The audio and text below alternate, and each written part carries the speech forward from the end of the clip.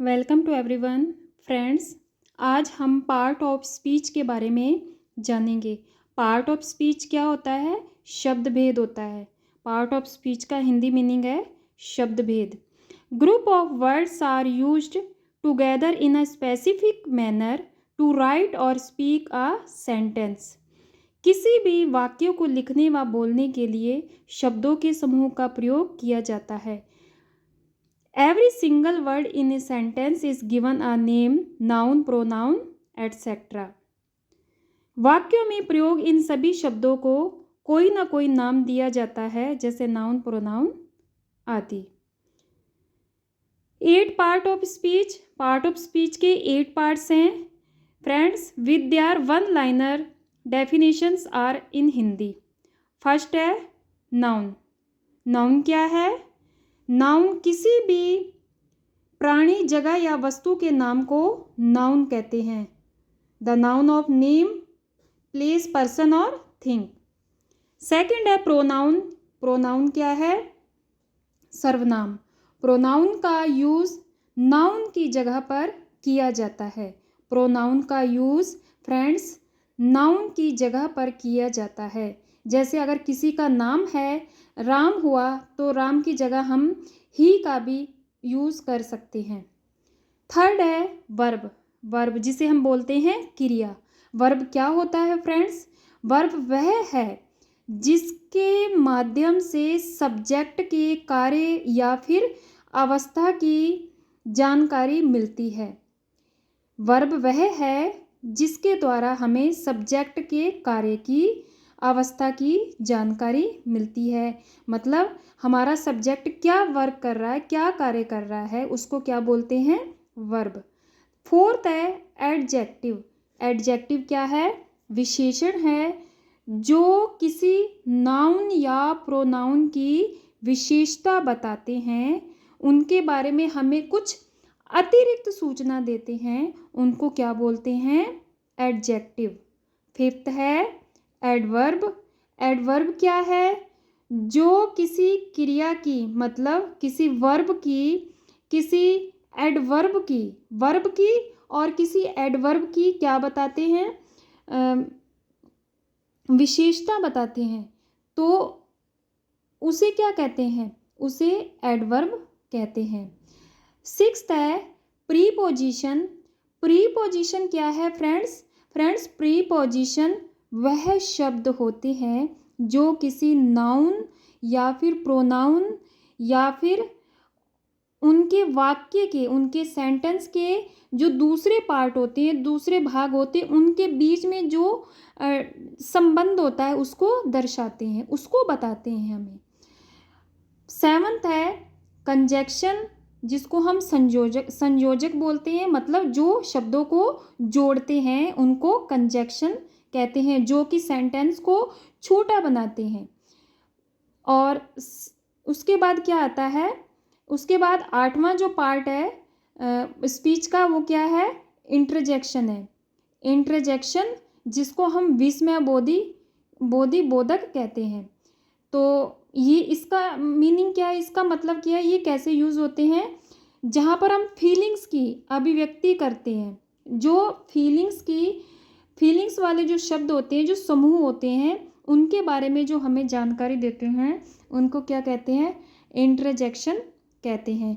Friends मैंने preposition की 3 parts में वीडियो बना रखी हैं, आप प्लेलिस्ट में जाके उसे चेक कर सकते हैं और वीडियो को देख सकते हैं। तो आज हम पढ़ेंगे नाउन के बारे में। नाउन क्या है? नाउन एक संज्ञा है। फ्रेंड्स हम नाउन के बारे में बचपन से ही पढ़ते आ रहे हैं कि the name of a person, place और थिंग। नाउन क्या है? The noun is the name of a person, place और थिंग। तो आज हम इसके भेद के बारे में पढ़ेंगे। इसका फर्स्ट भेद है, जो फर्स्ट प्रकार है नाउन का, वो प्रॉपर नाउन है, जिसे हम व्यक्तिवाचक संज्ञा कहते हैं। Proper noun is the name of a creature, place और थिंग। व्यक्तिवाचक संज्ञा किसी भी प्राणी, जगह या वस्तु का नाम होता है। अगर मैं एग्जाम्पल दूं, अगर मैं अंश बोलूं तो अंश क्या है? किसी प्राणी का नाम है, नेम ऑफ ए क्रेचर। अगर मैं बोल दूँ जैकी, जैकी क्या है? किसी प्राणी का नाम है, नेम ऑफ ए क्रेचर, चाहे वो किसी जानवर का नाम हो या फिर किसी इंसान का नाम हो।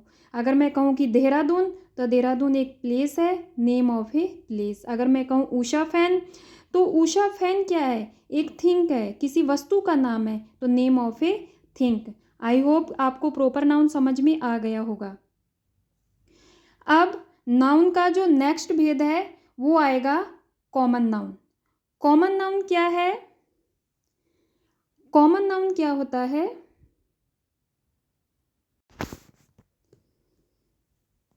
कॉमन नाउन जातिवाचक संज्ञा होता है। जातिवाचक संज्ञा मतलब किसी भी प्राणी, जगह या वस्तु की जाति के बारे में बताता है, मतलब क्लास के बारे में बताता है, उसको कॉमन नाउन बोलते हैं। Common noun denotes the class of a creature, place और thing. Common noun denotes the class of a creature, place और थिंक। आइए इसे हम समझ लेते हैं एक एग्जाम्पल के द्वारा।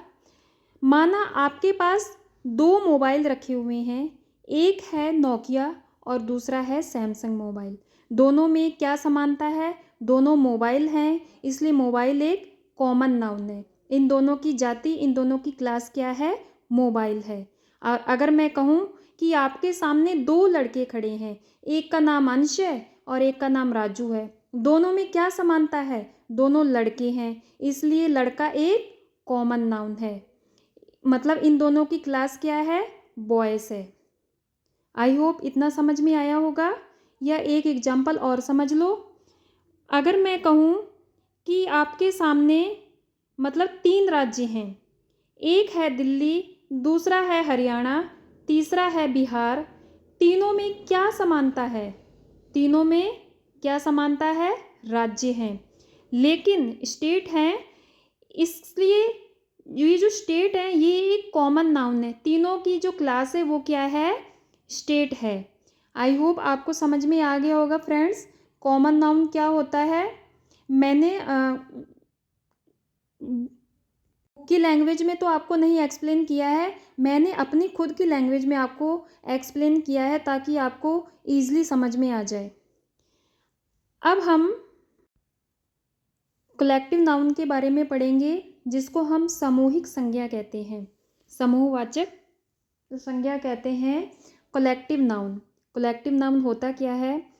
समूहवाचक संज्ञा प्राणियों के या जगह के या फिर वस्तु के समूह को जो बताता है, जो डिनोट करता है, ग्रुप के बारे में बताता है, उसको कलेक्टिव नाउन कहते हैं।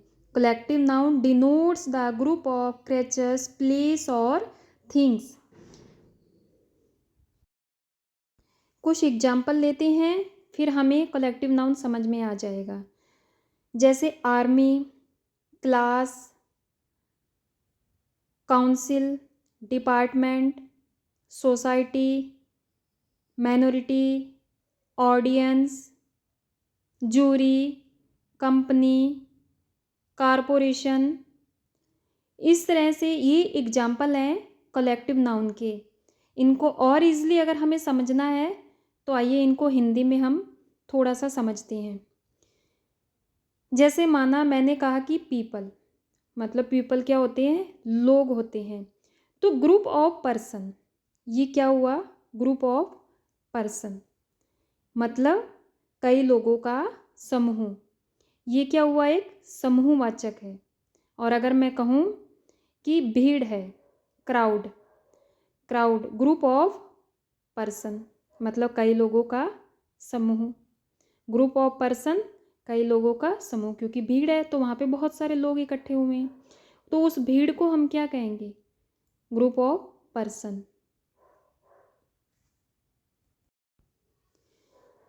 नेक्स्ट है एक एग्जाम्पल और,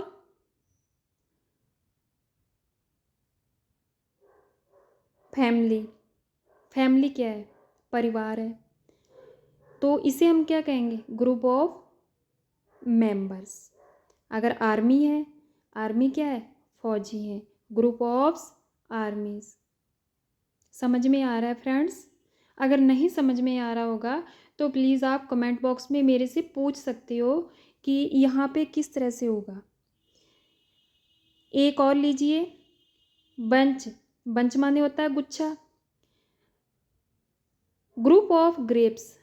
ग्रुप ऑफ ग्रेप्स मतलब अंगूर का गुच्छा। तो गुच्छा क्या हुआ? समूह हुआ। और अगर टीम, अगर हम बोले टीम, तो ग्रुप ऑफ प्लेयर्स। टीम क्या है? टीम कई खिलाड़ियों का क्या है? एक समूह है। तो फ्रेंड अब आपको समझ में आ गया होगा। ऐसे मैंने जो एग्जांपल और बताए थे, क्लास। क्लास क्या है? स्टूडेंट्स हैं। स्टूडेंट्स मतलब स्टूडेंट्स का क्या हुआ? ग्रुप हुआ। बैच हो गया, ग्रुप ऑफ स्टूडेंट्स। स्टूडेंट का बैच हो गया। तो मतलब जो समूह होता है, जो ग्रुप होता है, उस ग्रुप को जो नाम दिया जाता है उसे बोलते हैं कलेक्टिव नाउन। फ्रेंड्स, ये चीज़ें बहुत बारीकी से समझने वाली हैं। अगर हम इन्हें एक बार सही तरीके से समझ लेंगे तो हमें ईज़िली समझ में भी आ जाएंगी और हमेशा के लिए याद भी हो जाएंगी। फिर हम कभी इसे ग्रामर में मिस्टेक नहीं करेंगे। तो आइए अब हम नेक्स्ट पढ़ते हैं फोर्थ नाउन के बारे में। फोर्थ कौन सा है नाउन का पार्ट? मटेरियल। मटेरियल नाउन जिसको बोलते हैं पदार्थवाचक संज्ञा। पदार्थवाचक संज्ञा किसी भी पदार्थ का नाम होता है। किसी भी मटेरियल का जो नेम होता है उसको क्या बोलते हैं? Material noun. Material noun denotes the noun of a material. पदार्थवाचक संज्ञा किसी भी पदार्थ के नाम को डिनोट करता है। अब किस तरह से डिनोट करता है?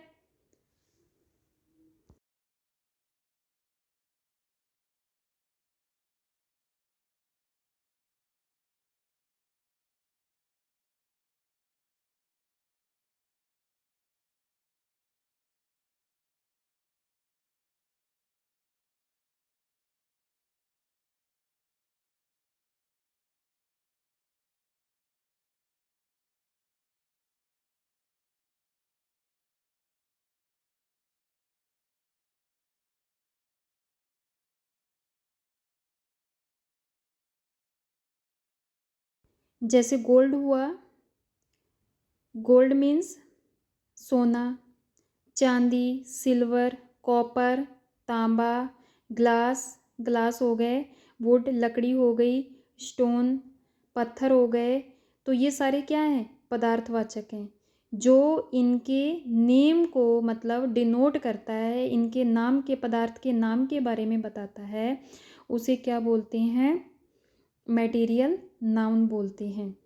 इनके बारे में आगे मैं और वीडियो बनाऊंगी एक एक पार्ट्स के बारे में। जैसे आज नाउन के बारे में बनाई है और नाउन के अलग अलग पार्ट्स हैं और इन अलग अलग पार्ट्स के बारे में भी अलग अलग वीडियो बनाऊंगी जिसमें आपको ईजिली समझ में आ जाए। अब है fifth abstract noun. Abstract noun क्या होता है? भाववाचक संज्ञा। भाववाचक संज्ञा क्या होता है? भाववाचक संज्ञा फ्रेंड्स वो होती है जिसे हम ना तो छू सकते हैं ना ही देख सकते हैं, ओनली उसे हम महसूस कर सकते हैं। उसे हम अब्स्ट्रैक्ट नाउन बोलते हैं, भाववाचक संज्ञा बोलते हैं। इसके एग्जाम्पल हैं ईमानदारी जिसे हम बोलते हैं हॉनेस्टी। सेकंड है प्यार, लव। चोरी, थेफ्ट। घृणा, हेट। वक्त, टाइम। सोच, थिंकिंग। भावनाएं, फीलिंग्स। गणित, मैथमेटिक्स। उम्मीद, एक्सपेशंस, एक्सपेक्टेशन। तो ये सारे जो हैं फ्रेंड्स, ये सारे भाववाचक संज्ञा हैं, अब्स्ट्रैक्ट नाउन। बस इतना समझ लो कि we can't see, touch, hear, smell और taste these nouns. these abstract nouns. Friends, एक आपके मन में ज़रूर इसे देखकर एक क्वेश्चन ज़रूर आएगा कि लव तो एक वर्ब है, फिर ये अब्स्ट्रैक्ट नाउन कैसे हुआ। तो फ्रेंड्स, कुछ ऐसे शब्द होते हैं जो वर्ब या फिर नाउन दोनों की तरह यूज़ किए जाते हैं। लव के भी दो मीन्स हैं, एक है प्यार और दूसरा है प्यार करना। तो पहला तो अब्स्ट्रैक्ट नाउन है, दूसरा वाला जो है वो क्रिया है, मतलब करना। तो क्योंकि दूसरे वाले में करना का प्रयोग किया गया है, जिससे हमें यह पता लगता है कि किसी काम को करने की बात हो रही है, मतलब प्यार करना। आई होप ये आपको समझ में आ गया होगा। एक एग्जाम्पल लव का देख लीजिए। जैसे अगर मैंने बोल दिया कि लव इज़ लाइफ, प्यार जिंदगी है, तो यहाँ पे क्या हुआ, लव क्या है, एक अब्स्ट्रैक्ट नाउन है। और अगर मैं कहूँ कि आई लव यू, मतलब मैं तुम्हें प्यार करता हूँ, तो यहाँ पर क्या हुआ, लव एक वर्ब है, लव एज आ वर्ब। फ्रेंड्स, अब तो ईजिली समझ में आ गया होगा, इससे ज़्यादा तो मैं भी एक्सप्लेन नहीं कर सकती। अब कुछ इम्पॉर्टेंट्स पॉइंट्स हैं, उनके बारे में हम जान लेते हैं, फिर हमारी वीडियो यहीं तक की। और नेक्स्ट वीडियो में हम पढ़ेंगे, सेकंड हमारा था प्रोनाउन के बारे में हम पढ़ेंगे। तो फ्रेंड्स, आप वीडियो को लास्ट तक देखा करो, और वीडियो अच्छी लगे, समझ में आए तो प्लीज़ वीडियो को लाइक कमेंट किया करो, और चैनल को सब्सक्राइब ज़रूर किया करो, और जो चीज़ नहीं समझ में आती वो कमेंट करके ज़रूर पूछा करो। In a sentence, subject is either a noun or a pronoun. Means किसी भी वाक्य में सब्जेक्ट या तो संज्ञा होगी या फिर सर्वनाम, मतलब नाउन होगा या प्रोनाउन। तो मैं कुछ एग्जाम्पल लेके आपको बताती हूँ, जिसमें आपको समझ में आएगा कि मैं यहाँ पे मतलब इम्पोर्टेंट पॉइंट क्या बताने वाली हूँ। अगर मैं कहूँ कि सक्सेस इज़ वेरी इम्पॉर्टेंट, एक एग्जाम्पल है, सक्सेस इज़ वेरी इम्पॉर्टेंट, सफलता बहुत ज़रूरी है, सक्सेस इज़ वेरी इम्पॉर्टेंट। मैं यहाँ पे क्या समझाना चाह रही हूँ, जिस तरह से मैंने लव के बारे में आपको बताया, यहाँ पर नाउन और प्रोनाउन की बात हो रही है, सब्जेक्ट और वर्ब की। तो यहाँ पे क्या है, सब्जेक्ट क्या हो सकता है, सक्सेस क्या है, नाउन है या प्रोनाउन है, प्रोनाउन तो हो नहीं सकता, तो ये नाउन ही हो सकता है। अब बात यहाँ पे ये आती है कि ये कौन सा नाउन है। ये ना तो पर्सन है, ना प्लेस है, और ना ही थिंग्स है। इसे ना तो हम देख सकते हैं और ना ही हम इसे छू सकते हैं। तो बचा क्या ये एक पदार्थ है। तो क्या हुआ, सक्सेस क्या हुआ, जिसको हम छू भी नहीं सकते, हम देख भी नहीं सकते, तो ये एक भाववाचक संज्ञा हुई। भाववाचक संज्ञा क्या है, अब्स्ट्रैक्ट नाउन, जो मैंने बताया आपको, जिस तरह से मैंने लव के बारे में बताया। तो फ्रेंड्स, समझ में आया ये क्या है, ये एक अब्स्ट्रैक्ट नाउन है। ना ये हमें सब्जेक्ट मिला, ना हम इसे छू सकते हैं, ना देख सकते हैं, सिर्फ और सिर्फ हम इसे महसूस कर सकते हैं। तो ये हमारा क्या हुआ, अब्स्ट्रैक्ट नाउन हुआ, तो नाउन। एक एग्जाम्पल और, मैं कह दूं कि Ram is my friend, Ram मेरा दोस्त है, तो यहाँ पर सब्जेक्ट क्या है, राम। अब राम क्या है, नाउन है, प्रोनाउन तो है नहीं, इसे हम नाउन कह सकते हैं। तो बात क्या है इसमें, अब ये कौन सा नाउन है, यह एक पर्सन का नाम है, इसलिए ये कौन सा नाउन है, प्रॉपर नाउन, जिसके बारे में हमने स्टार्टिंग में पढ़ा था। एक एग्जाम्पल और, ही इज़ माई ब्रदर,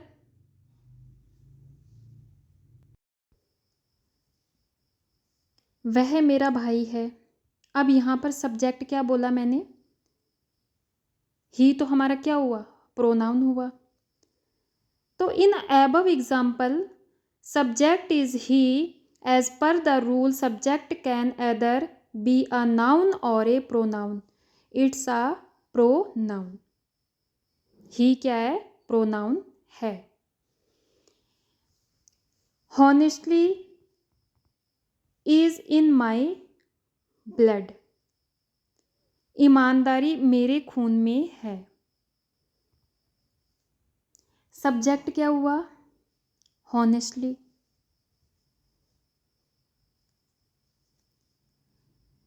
पहले एग्जाम्पल की तरह हॉनेस्टली को ना तो हम छू सकते हैं, जैसे सक्सेस को ना हम छू सकते हैं ना देख सकते हैं, तो हॉनेस्टली को भी ना हम छू सकते हैं और ना ही देख सकते हैं। तो सिंपल है, ये कौन सा नाउन हुआ? अब्स्ट्रैक्ट नाउन, जिसे भाववाचक संज्ञा कहते हैं। सब्जेक्ट यहाँ पे हो गया हॉनेस्टली। आई होप ये समझ में आया होगा। एक एग्जाम्पल और लेते हैं, फिर हम आगे दूसरे पार्ट्स के बारे में पढ़ेंगे। Reading is a good habit.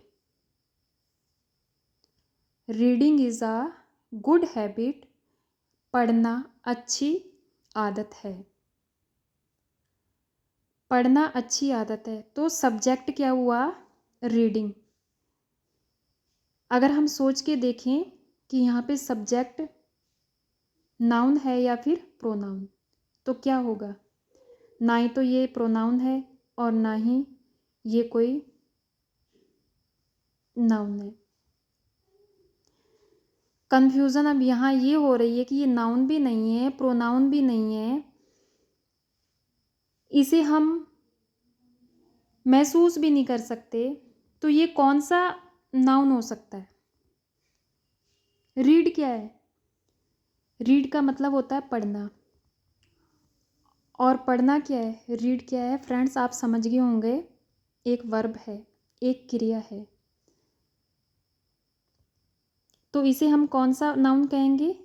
क्रियावाचक noun. ये एक क्रियावाचक नाउन है जिसे जेरेंड बोलते हैं। इसके बारे में मैं अभी समझाती हूँ थोड़ा सा, जेरेंड क्या होता है।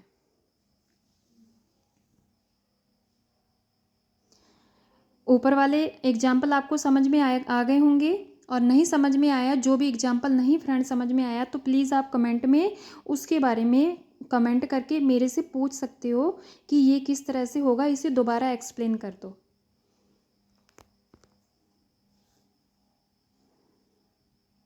अब जेरेंड एक क्रिया है जिसे हम क्रियावाचक नाउन भी कह सकते हैं।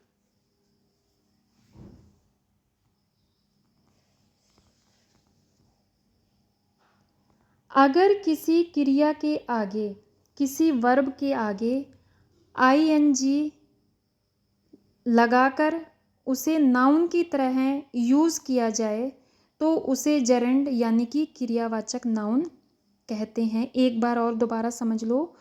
अगर किसी वर्ब के आगे आईएनजी लगाकर उसे नाउन की तरह यूज़ किया जाता है, उसे जेरेंड मतलब क्रियावाचक संज्ञा कहते हैं।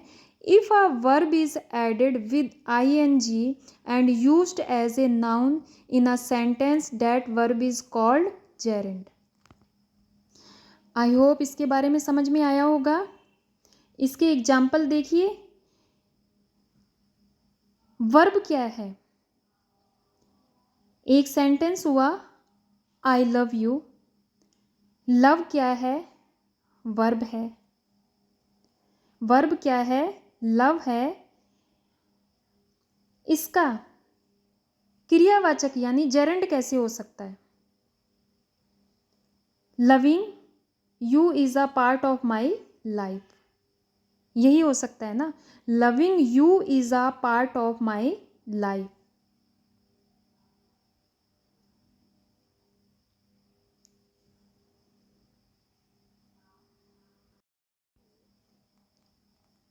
अगर मैं कहूँ कि आई थिंक अबाउट देम, अगर मैं वर्ब बोलूँ तो एक वर्ब ये भी है आई थिंक अबाउट देम। और अगर हम इसे जेरेंड की तरह यूज़ करेंगे, क्रियावाचक की तरह यूज़ करेंगे, तो सबसे पहले क्या यूज़ होगा? थिंकिंग, जैसे लविंग मैंने यूज़ किया तो थिंकिंग यूज़ होगा। Thinking so much is not good for a health. Thinking so much is not good for a health।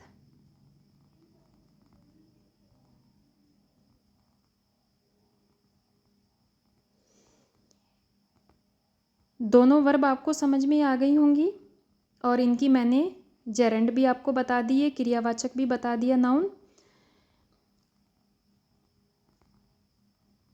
कुछ क्रियावाचक और नाउन देख लीजिए। दो तो मैंने आपको एक्सप्लेन कर दिए हैं। इनके बारे में मैं रिटर्न भी यहाँ पे नोट्स में लिख देती हूँ। अगर मेरा बोला हुआ आपको समझ में नहीं आएगा तो यहाँ नोट्स में देख लेना कि किस तरह से मैंने लिख रखा है। फर्स्ट है आई लव यू का, तो loving you is a part of my life. I love you का कैसे यूज़ किया मैंने, क्रियावाचक में किस तरह से यूज़ हुआ, loving you is a part of my life. और आई थिंक अबाउट दैम का किस तरह से यूज़ हुआ, thinking so much is not good for health. एक एग्जाम्पल मैंने और लिख दिया है, I read books. I read books, तो reading is a good habit. Reading is a good habit मतलब पढ़ना हेल्थ के लिए अच्छी आदत है। तो फ्रेंड्स, ये नाउन के सारे पार्ट्स थे। नाउन के पार्ट्स के बारे में मैंने एक्सप्लेन किया है। नेक्स्ट वीडियो में हम प्रोनाउन के बारे में पढ़ेंगे। इस तरह से पार्ट ऑफ स्पीच के 8 पार्ट्स हैं। इन 8 पार्ट्स के बारे में हम एक एक करके पढ़ेंगे। फ्रेंड्स, आप वीडियो को लास्ट तक देखा करो और जो चीज़ आपको नहीं समझ में आती उसके बारे में आप कमेंट बॉक्स में कमेंट करके मेरे से ज़रूर पूछा करो। मैं ज़रूर आपको एक्सप्लेन करूँगी और आपको रिप्लाई भी दूँगी। और वीडियो अच्छी लगे तो वीडियो को प्लीज़ लाइक ज़रूर करना, चैनल को सब्सक्राइब करना। Friends, thanks for watching my video. और फ्रेंड्स, अगर कोई मिस्टेक हुई हो तो प्लीज़ आप मुझे ये भी ज़रूर बताना कि मैंने मिस्टेक कहाँ पे की है एक्सप्लेन करने में।